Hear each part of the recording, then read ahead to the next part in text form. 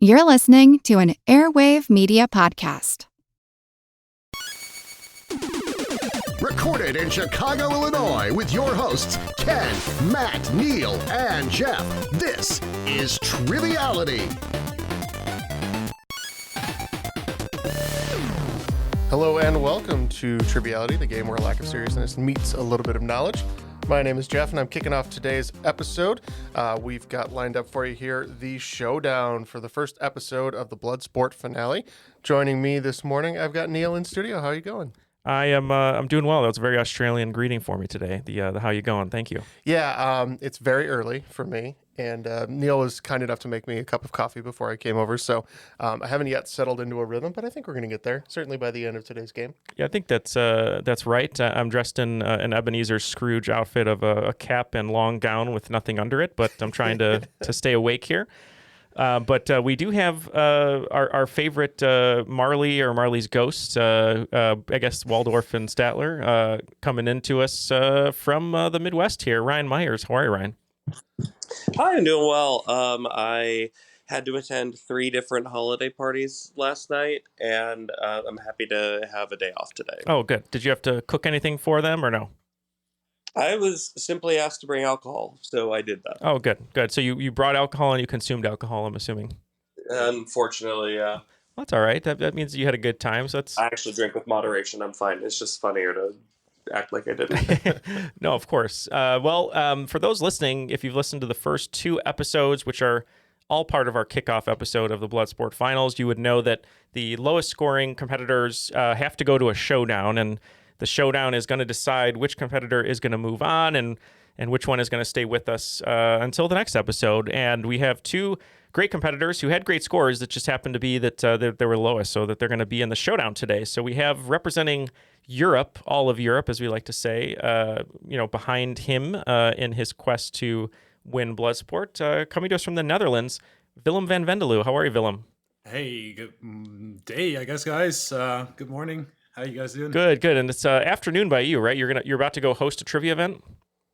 Yeah, I do that every Sundays. I start at 4. The quiz itself starts at 7, but it's just quite some preparation before that. So well, good. To be there around 4. Well, we're glad to have you here, and I think folks already know who you are and kind of what you're up to out in the Netherlands. But instead of telling us that, how do you feel being in the showdown, and any words of intimidation or encouragement or disencouragement for your competitor today? I hope disencouragement. Discouragement. I'm coining a new word. It's very early here, as you could tell. I think the word you were searching for was discouragement. Well, I like to think that we're coining a new term here on Triviality, the disencouragement, just like strategery, but for a very old reference here. It's like a much more Midwest way to go about it, where you're not actively discouraging, but you're also not actively encouraging. Exactly. It's disencouragement. Yeah.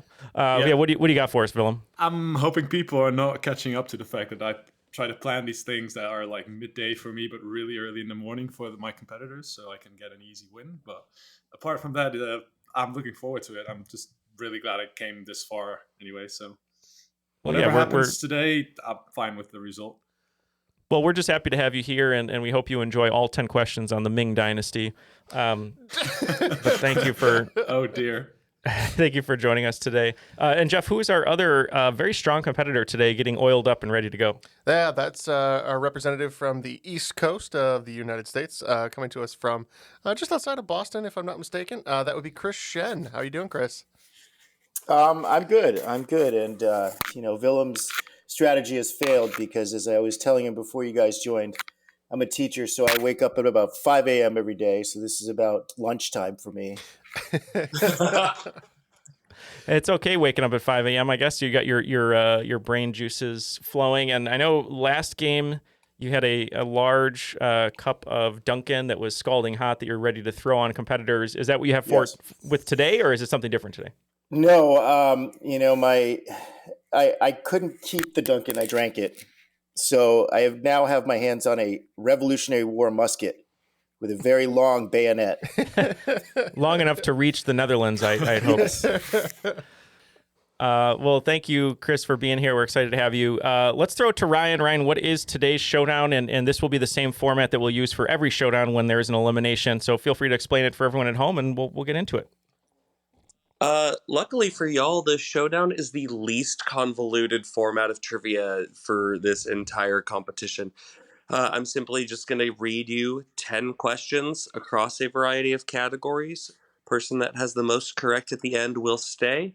If there is a tie, we will have a tiebreaker. So let's go ahead and start with question 1.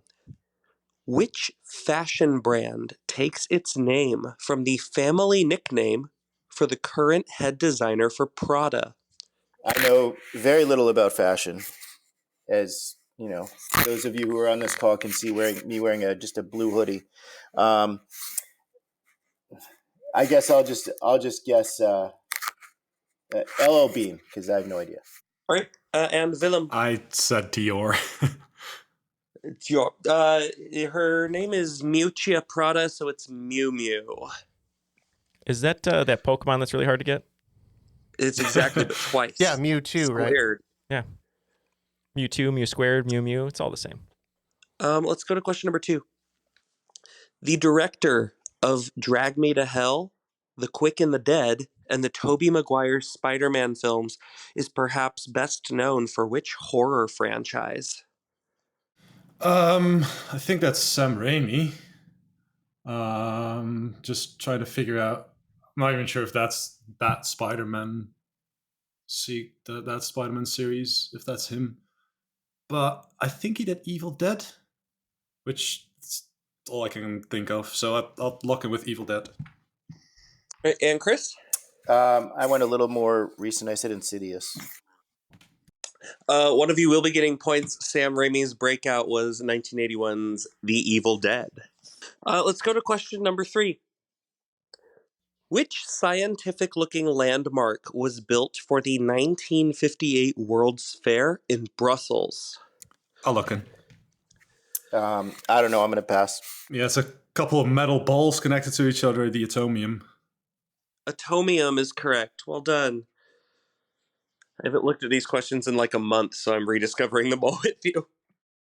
Number 4. What is the name of the contraption for drawing and blowing air that is most closely linked with stoking the flame in a fireplace? I'll lock in. I can picture this. I know exactly what it looks like. I'm looking at one right now. I'm just trying to remember the name. I feel like I have it somewhere in my brain, but a bellow? I don't know if that's And right. Willem? Yeah, I know like 95% of my English through video games, and one of the things I recognized from your question was bellows. Yeah, it's a bellows. Very well done. Both of you get some points there. So, Ryan, you used the surname of the artist George, known for painting boxers, and in my head, I hear the actor from Shawshank Redemption, Ally McBeal, Gil Bellows. So I do think about George Bellows. there's a very deep reference for random people who watched Ally McBeal, I suppose. Only you, baby. Number 5.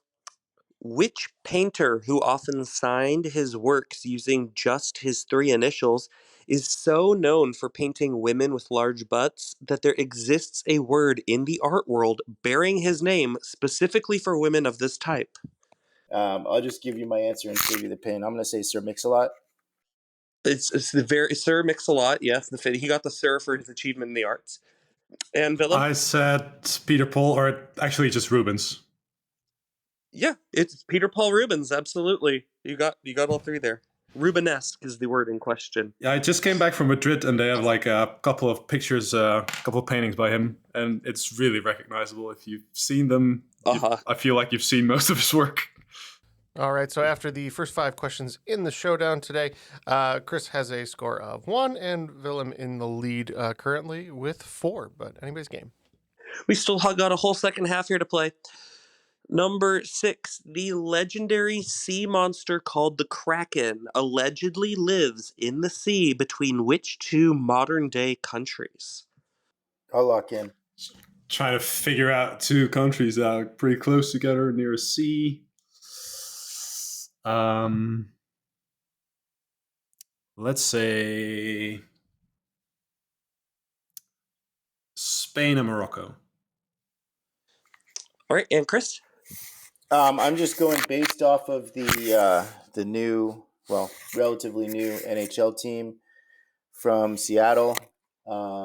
So I was going back and forth between the U.S. and Canada, Canada and Russia, but I just said U.S. and Canada. The correct answer, it has Norse origins. It is between Norway and Iceland. Should have paid more attention to Liam Neeson when he released it. Yes, which that's a Greek god releasing it, mind you, which is insane. Number 7.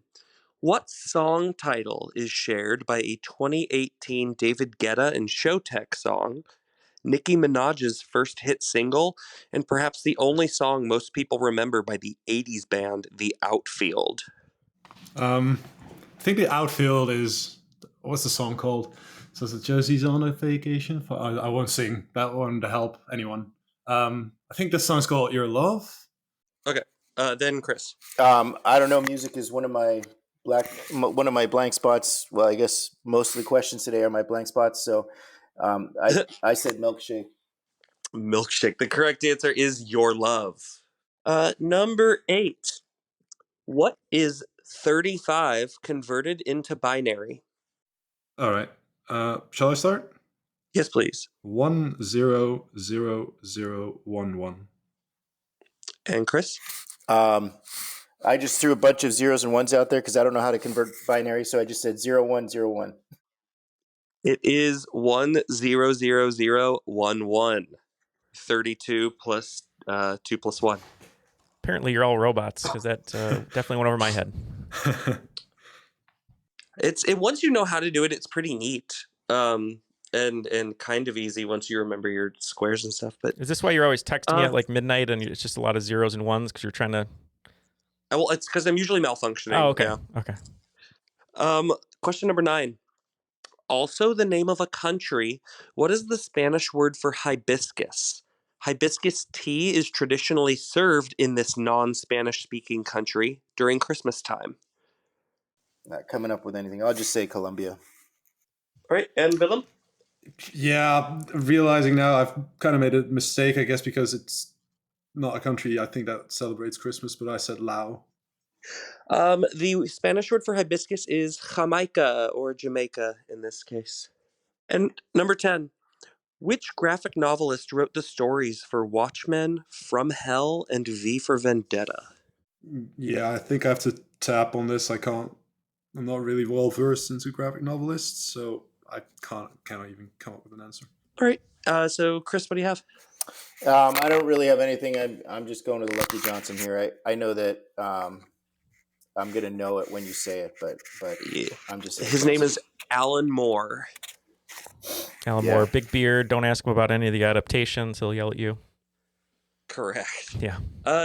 Neil and or Jeff, where does that leave us? All right, after 10 questions here, that leaves us with a definitive score. I don't know why I said it like that. Willem totaled up 6 today, defeating Chris, who unfortunately only was able to get one of those. So Willem will be moving on to our next round, and we'll have to bid Chris adieu. Well, congratulations, Willem, on moving on. How do you feel going to the next round of Bloodsport? I'm just hoping it's not a time pressure round. that it makes it way easier if I have some time to think about questions. So, yeah. Well, Ryan has some great things up his sleeve for the next round, and Chris, we're sorry to see you go. It's been so much fun seeing you go through all these rounds and beating other competitors to get here. Unfortunately, your musket just wasn't long enough, and Willem took a boat all the way to the dissection of Norway and Iceland and sent the Kraken to rip your body in shreds. So. This is the most violent Bloodsport death I've ever. So sorry about that, but thank you so much for being a part of this with us, Chris. Yeah, thank you for putting it together, Willem. Good job today. I mean, even if this wasn't at early in the morning, I don't think that I stood a chance against you. I wish you all the best of luck, and I'll be cheering for you. And to Triviality and Ryan, thank you guys for putting this together. I know it's a lot of work on your part, and I had a lot of fun and did much better than I or went much farther than I expected that I would when I first got the East email. Coast champion. Yep, What's that? East Coast champion. Yeah. Yeah. Well, So, thank you, Chris. Yeah, no, of course. Thank you for being a part of this. Before we go and bid everyone adieu, as Jeff said, Ryan, what can people expect going into the second episode? I'm not sure what you want to reveal, or what can people expect for a different type of game for the next round? Things will get a little King of the Hill, let's say. Ooh, King of the Hill. All right, we'll get ready to yell Bobby, and we'll see what happens. But Jeff, before we go, we have to thank our network, Airwave Media. There's some great shows over at Airwave Media. You can check them out at airwavemedia.com. There's one that we have a promo swap for right now called the Box of Oddities, which is really fun. We're going to be working on trying to get those hosts on our show and possibly visiting over at their show. But Jeff, what are some other shows people can check out? Absolutely. In no particular order, I'd like to mention a couple shows. One being I Know What Scares You. Spiders. Rainbow Puppy Science Lab. And The Ancient World. So I don't know if any of those scare you. Sorry to have paired them in such a way. But I don't know if The Ancient World's about ancient worlds or it's like by that guy who says science and his hair is really crazy. That's in the memes, but we'll have to find out. We'll have to see. That's what Airwave's for. We got to go check them out. But yeah, thanks, Jeff. Thank you to Ryan, Willem, and Chris for joining us today, and for Matt and Ken, who didn't join us today. We appreciate all of their support as well. That was another episode of Triviality Bloodsport Season 3. We will see you next time. 1000011. Oh, thank you, Jeff, for that compliment.